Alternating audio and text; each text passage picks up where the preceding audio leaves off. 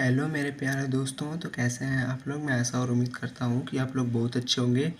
तो हमारा एक इतिहास का बहुत बहुत महत्वपूर्ण चैप्टर है भारत में राष्ट्रवाद, और इसमें से आपको पेपर के संदर्भ में क्वेश्चन आते हुए दिखाई देते हैं।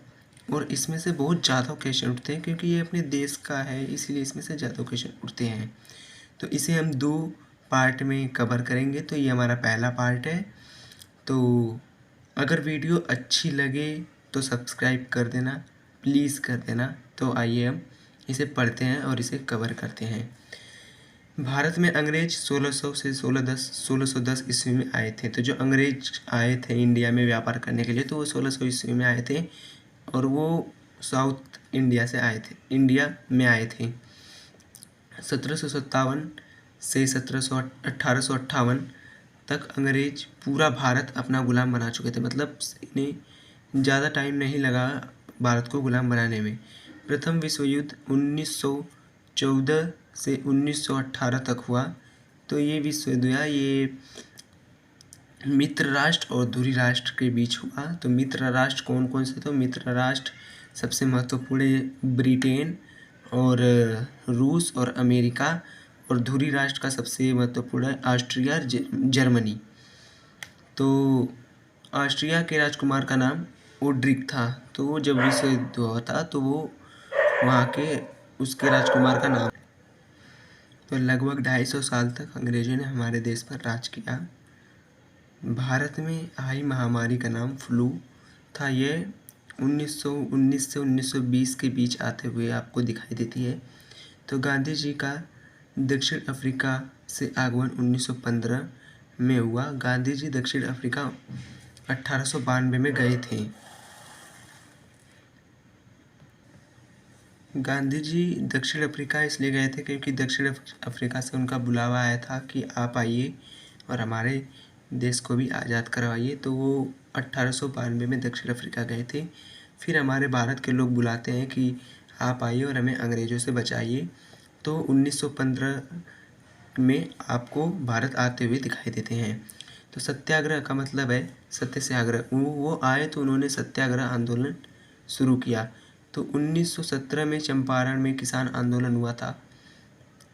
तो ये चंपारण का आंदोलन था। तो ये इसलिए हुआ था क्योंकि जो अंग्रेज़ थे ना, तो वो कहते थे कि आप 85% अपने मन से फसल उगाएंगे और 15% नील की खेती करेंगे।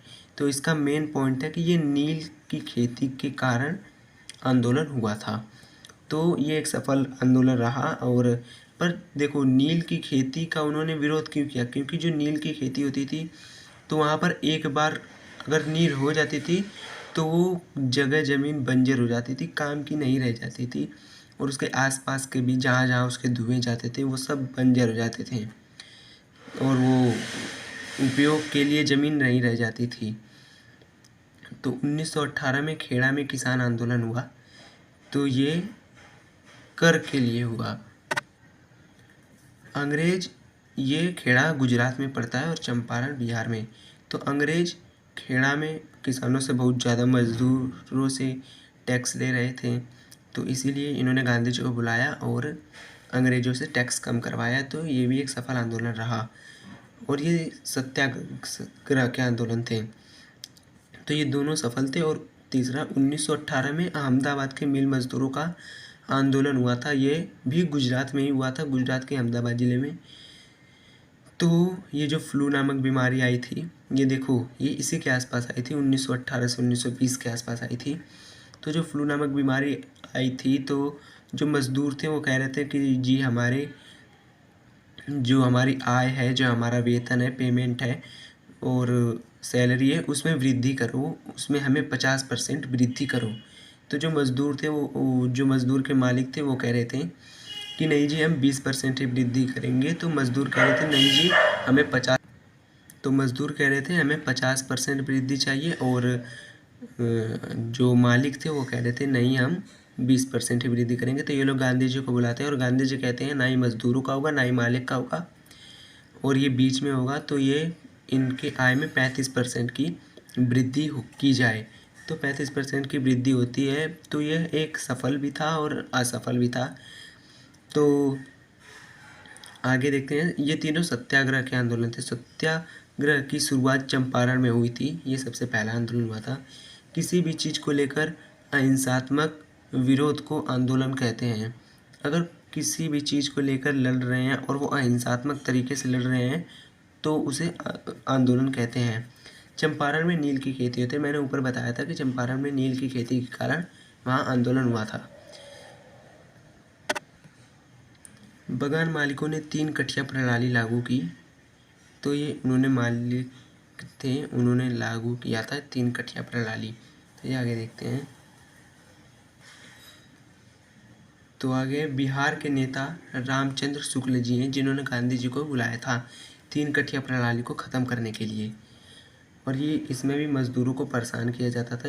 इसमें मज़दूरों को अच्छे से पेमेंट नहीं दिया जाता था, उनकी सैलरी अच्छे से नहीं दी जाती थी, उन्हें 12-12 घंटे खटाया जाता था, काम कराया जाता था। चंपारण बिहार में एवं खेड़ा गुजरात में है, मैंने ऊपर बता दिया है। यह पूरे तौर पर जून 1918 में खेड़ा आंदोलन शुरू हो जाता है और सरदार वल्लभ भाई पटेल और गांधी जी एक दूसरे के संपर्क में इसी आंदोलन में आते हैं। सरदार वल्लभ भाई पटेल नाम तो सुना ही होगा। तो ये एक लौह पुरुष थे और इनकी गांधी जी से मुलाकात खेड़ा आंदोलन में होती है, गुजरात में होती है। और कब होती है? तो 1918 में होती है। 1918 के अहमदाबाद में एक प्लेग नामक बीमारी फैल गई थी, जिसके कारण लोग कह रहे थे कि हमारे वेतन, हमारे सैलरी में वृद्धि होनी चाहिए। तो 1918 में ही अहमदाबाद के आंदोलन में प्रथम भूख हड़ताल हुई थी, जो गांधी जी ने कही थी कि अगर आप हमारी नहीं सुनेंगे, हमारे वेतन हम में वृद्धि नहीं करेंगे तो हम कुछ खाना पीना नहीं खाएंगे। तो आगे देखते हैं। तो आगे है, इस आंदोलन में अम्बालाल साराभाई, यह एक व्यापारी था जो गांधी जी के विरुद्ध था। उनकी बहन गांधी जी का साथ देती थी। उनकी बहन का नाम था अनुसुईया बेन। तो ये इन्होंने गांधी जी को सपोर्ट किया और अम्बालाल साराभाई इन्होंने गांधी जी को सपोर्ट नहीं किया। रालेट एक्ट को इम्पीरियल लेजिस्लेटिव काउंसिल ने 1919 में पारित किया गया था। यह एक काला कानून था, जिसे गांधी जी ने काला कानून कहा था और ये अंग्रेजों द्वारा बनाया गया कानून था और ये बहुत ही कहो तो बहुत ही ख़राब कानून था। तो आइए इस कानून के बारे में हम आगे पढ़ेंगे। इस कानून में, रालेट एक्ट कानून में, अगर कोई व्यक्ति पर शक होता है, केवल शक होने से, तो उसे 2 साल के लिए जेल की सज़ा दी जाती थी। अब आने जाने के रास्ते को रोक देने को पिकेटिंग कहते हैं। जैसे मान लो आप अपने घर में हैं और आपके घर का जो दरवाज़ा है वहाँ पर पुलिस आके खड़ी हो जाए और आपको बाहर ना निकलने दे, तो आप पिकेटिंग में आ गए, उसे पिकेटिंग कहते हैं। तो 1929 में लाहौर अधिवेशन हुआ था। ये एक लाहौर में हुआ था जो पाकिस्तान में पड़ता है अब। तो रालेट एक्ट कानून का गांधी जी ने काला कानून भी कहा था। तो मैंने बताया कि गांधी जी ने इसे काला कानून कहा था। ये अंग्रेजों द्वारा बनाया गया था। ये बहुत खतरनाक कानून उन्होंने बनाया था। तो रालेट एक्ट के विरोध में गांधी जी ने 6 अप्रैल 1919 को राष्ट्रव्यापी आंदोलन की शुरुआत की। ये डेट याद रखना। यह डेट कब हुई थी, किसके लिए हुई थी और किसने की थी, ये भी याद रखना। तो किसने की थी? गांधी जी ने की थी। कब हुई थी? तो 6 अप्रैल 1919 को हुई थी। कहाँ और किसके लिए हुई थी? तो रालेट एक्ट के लिए हुई थी। और कहाँ हुई थी? तो इंडिया में हुई थी, भारत में हुई थी। 10 अप्रैल 1919 को अमृतसर में शांतिपूर्ण प्रदर्शनकारियों पर पुलिस ने गोलियां चलाई। 10 अप्रैल 1919 को मार्शल लॉ लागू कर दिया। यह भी एक कानून है। जैसे हमारे यहाँ अब हमारे संविधान में धारा 144 होती है, जहाँ 2 से 3 बंदे अगर खड़े हो तो वहाँ गोली चलाने का आदेश होता है। तो वहीं पर इन्होंने उसे मार्शल लॉ कहा। तो इन्होंने 10 अप्रैल 1919 को इसे लागू कर दिया। और 13 अप्रैल 1919 को पंजाब में वैसाखी का त्यौहार मनाया जा रहा था, तभी अंग्रेज ने गोलियां चलाई थी। तो तो जलियांवाला बाग हत्याकांड के बाद एक कमेटी बनी जिसे हंटर कमेटी कहते हैं।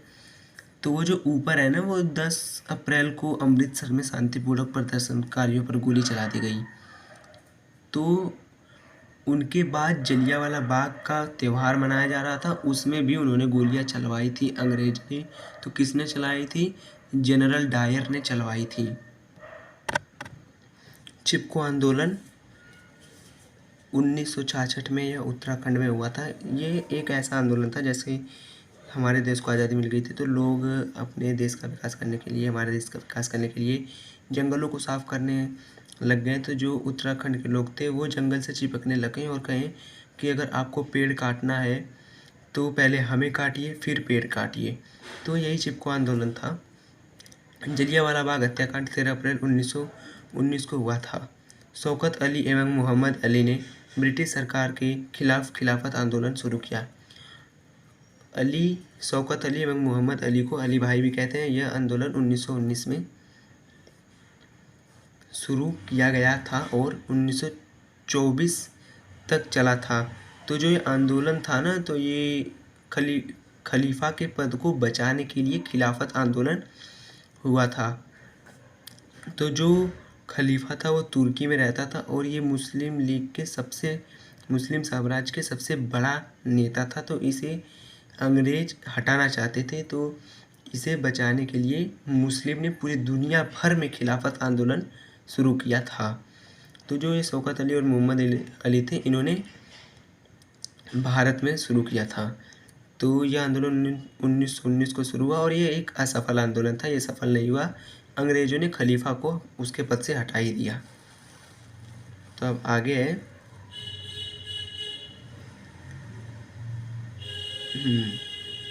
मौलाना अबुल कलाम आज़ाद।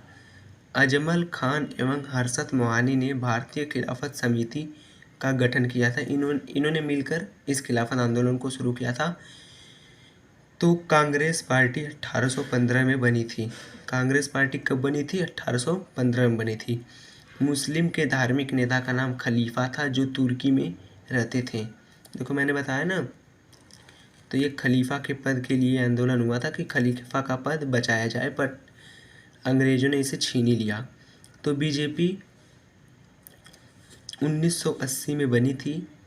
तो बीजेपी जो वर्तमान टाइम में केंद्र सरकार है, यानी प्रधानमंत्री है, तो ये कब बनी थी? 1980 में बनी थी। असहयोग आंदोलन जनवरी 1920 में शुरू किया गया था, 1922 तक चला था। तो ये एक असहयोग आंदोलन था। तो ये एक असफल आंदोलन था, ये सफल नहीं हुआ। पहले तो ये तड़कता भड़कता जोशीला सा एकदम बहुत तेज चला, लोग इसमें बहुत तेज़ी से जुड़ने लग गए। तो जब ये हुआ तो गांधी जी ने कहा कि हमें अंग्रेज़ों का असहयोग करना है, क्योंकि वो हमारे सहयोग से ही स्थापित हुए हैं। जहांगीर ने अंग्रेज़ों का सहयोग किया तो वो भारत में आज अपना शासन कर रहे हैं। तो जब गांधी जी ने कहा कि हमें अंग्रेज़ों का असहयोग करना है, तो लोग अंग्रेज़ी वस्तुओं का बहिष्कार करने लगे और अंग्रेज़ी वस्तुओं को त्यागने लगे। लोगों ने वकील में से इस्तीफ़ा दे दिया, अंग्रेज़ों के स्कूलों में जाना बंद कर दिया और पुलिस से नौकरी का इस्तीफ़ा देने लग गए। तो इससे अंग्रेज यानी ब्रिटिश सरकार को बहुत घाटा सहना पड़ा और इसमें उसका भी नुकसान हुआ और हमारे देश का तो हुआ ही। तो जब हुआ तो गांधी जी ने कहा कि हमें अपने देश के कपड़े खरीदने हैं, यानी खादी वस्त्र। तो हमारे देश का कपड़ा है धोती कुर्ता। तो जब लोग उसे खरीदने लगे तो उसकी डिमांड बढ़ गई, उसकी प्राइस बढ़ गई। तो वो कहीं ना कहीं लोगों के पास न पहुंचते हुए दिखाई दिए और उसमें से कितने लोग ऐसे थे जिनके पास तो कपड़े खरीदने के पैसे नहीं थे।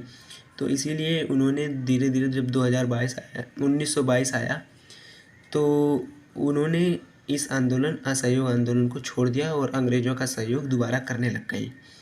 गांधी जी ने अपनी पुस्तक हिंद स्वराज में 1909 में लिखा था।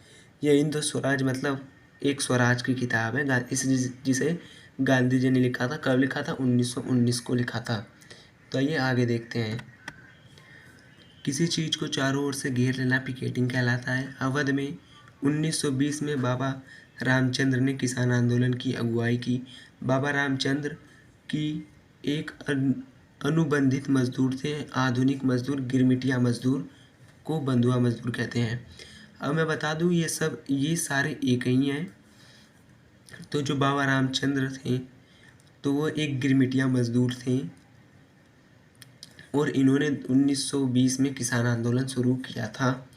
तो गिरमिटिया मजदूर का मैं आपको मतलब बताता हूँ। तो वो ऐसे मजदूर थे जिसे अंग्रेज़ लालच दे के इंडिया से बाहर ले जाते थे और उन्हें खूब काम करवाते थे और उन्हें एक पैसा भी नहीं देते थे और 12-12 घंटे काम करवाते थे।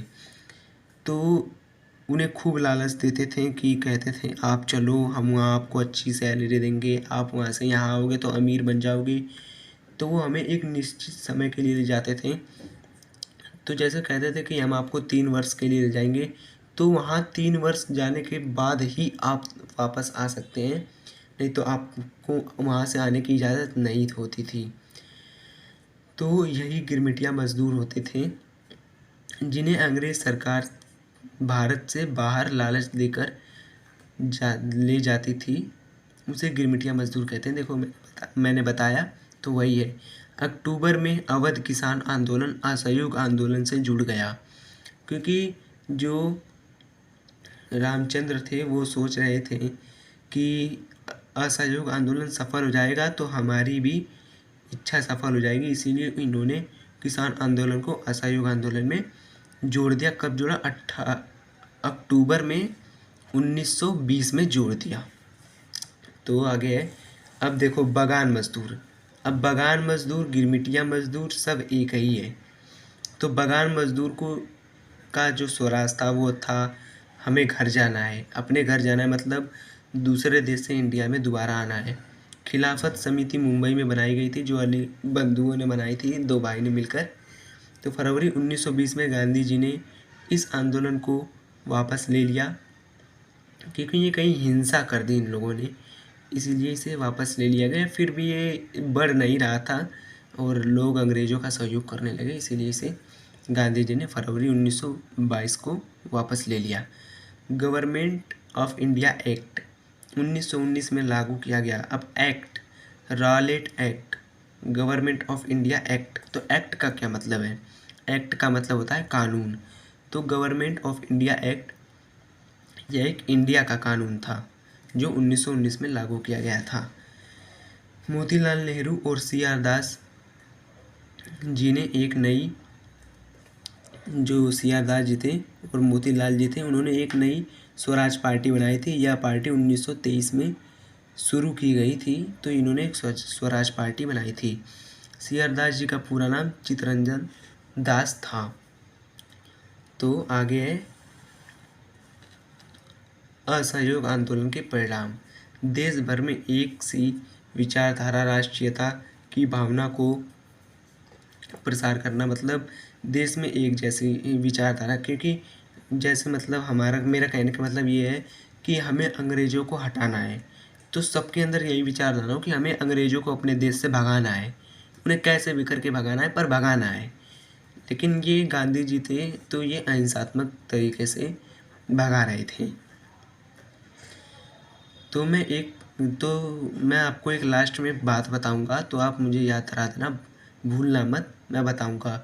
तो विभिन्न संप्रदायों और प्रांतों के लोग कांग्रेस के झंडे के नीचे आ गए। जो लोग थे, इंडिया के लोग थे, वो कांग्रेस सरकार को सपोर्ट करने लग गए। हिंदू मुस्लिम एकता स्थापित हुई, हिंदू मुस्लिम एक हो गए और गांधी जी के कहने पर सभी वर्ग एक हो गए। तो असहयोग आंदोलन था, वो भी खिलाफत आंदोलन से जुड़ा हुआ था। सबको एक दिशा में चलने वाला एक पचरंगी दल बनाया गया। तो कौन सा दल बनाया गया? पंचरंगी दल, जिसमें सब एक ही दिशा में चलेंगे। तो इस आंदोलन ने ब्रिटिश शासन के ढांचे को झकझोर दिया, मतलब हिला दिया, बट उखाड़ नहीं पाया। हिला दिया, लेकिन इन्हें बहुत इनका घाटा हुआ। तो इनकी सैलरी में बहुत कम परिवर्तन हुआ, इनका मुनाफा बहुत कम हो गया। तो इन्होंने इनके ढांचे को झकझोर दिया।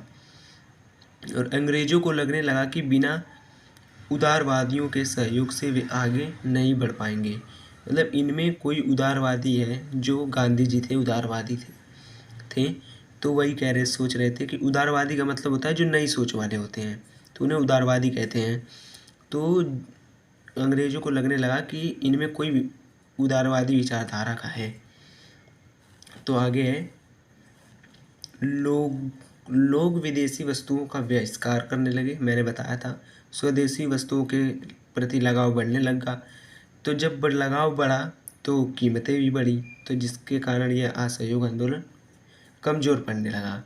तो परिणाम स्वरूप कुटीर उद्योगों को प्रोत्साहन दिया गया जो इंडिया के थे, और भारतीय संविधान में 22 भाषा को स्वीकृति दी गई है, तो जिसमें हिंदी को सबसे ज़्यादा स्वीकृति दी गई है। तो मैं बता दूं, ये जो 10 पॉइंट है इनमें से कोई 5 पॉइंट याद कर लेने हैं, क्योंकि अगर पेपर में ये क्वेश्चन आएगा तो 5 नंबर का आएगा। तो मैं आपको वो बात बताने जा रहा हूँ जो मैंने आपसे कही थी बताने की। तो आपको क्या लगता है कि हमारे देश को आज़ादी किसने दिलवाई है? क्या गांधी जी ने दिलवाई है? बट मुझे नहीं लगता कि गांधी जी ने दिलवाई है, क्योंकि APJ अब्दुल कलाम कहते थे कि जब सेकेंड वर्ल्ड वॉर यानी द्वितीय विश्व युद्ध 1939 से 1945 के बीच हुआ था, तो उन्होंने कहा कि इसके बाद हमारी देश की आज़ादी पक्की है। मतलब उनका कहने का मतलब ये है कि उनके कहने के अकॉर्डिंग जो हमारा देश आज़ाद हुआ वो अंग्रेज़ों ने ही किया, क्योंकि अंग्रेज़ जो द्वितीय विश्व युद्ध हुआ उसमें ब्रिटेन भी शामिल था, जिसके कारण ब्रिटेन बहुत कमज़ोर हो गया था, और ब्रिटेन का सपोर्ट करने वाला कोई देश नहीं था जो चाहता था कि हम ब्रिटेन को सपोर्ट करें, ब्रिटेन को आगे बढ़ाएं। तो ब्रिटेन कमज़ोर हो गया, तो ब्रिटेन के लोग कहें कि अगर हम इन देशों को आज़ादी नहीं देंगे तो ये भी हमारा सपोर्ट करना बंद कर देंगे। तो इन्होंने केवल भारत को नहीं, भारत के आसपास बांग्लादेश है और श्रीलंका है और म्यांमार है और अफ़गानिस्तान है, तो इन्हें भी आज़ादी दे दी। तो हमारा देश तब आज़ाद हुआ। तो ये अंग्रेज़ों की इच्छा से हमारा देश आज़ाद हुआ। बट अगर यहीं भगत सिंह होते तो उन्होंने कहा अब्दुल कलाम ने कि अगर भगत सिंह होते तो ये हमारे देश को पहले ही आज़ाद करवा देते, क्योंकि ये जैसा अंग्रेज करते थे वैसा ये भी करते थे। और गांधी जी थे तो कहते थे नहीं जी, हमें तो अहिंसात्मक तरीके से लड़ना है, हमें मार पिटाई नहीं करनी है। तो आपको क्या लगता है कि हमारे देश को आज़ादी किसने दिलाई है? तो आप कमेंट करके बताइएगा कि हमारे देश को आज़ादी किसने दिलाई है। तो बस आज हम इतना ही पढ़ेंगे, और आगे जो है उन्हें अपने कल के मतलब पार्ट 2 के वीडियो में कवर करेंगे। अगर वीडियो में आपने कुछ सीखा है तो वीडियो को प्लीज़ लाइक और शेयर सब्सक्राइब ज़रूर करिएगा, क्योंकि मैं आपके लिए मेहनत करके ऐसी बहुत सारी वीडियो बनाता हूँ। तो मैंने यूरोप में राष्ट्रवाद की भी वीडियो बना रखे हैं, अगर आपने नहीं देखा तो उसे आप मेरे चैनल पे जाके देख लीजिए। तब मिलेंगे अपनी अगली वीडियो में, तब तक के लिए बाय बाय।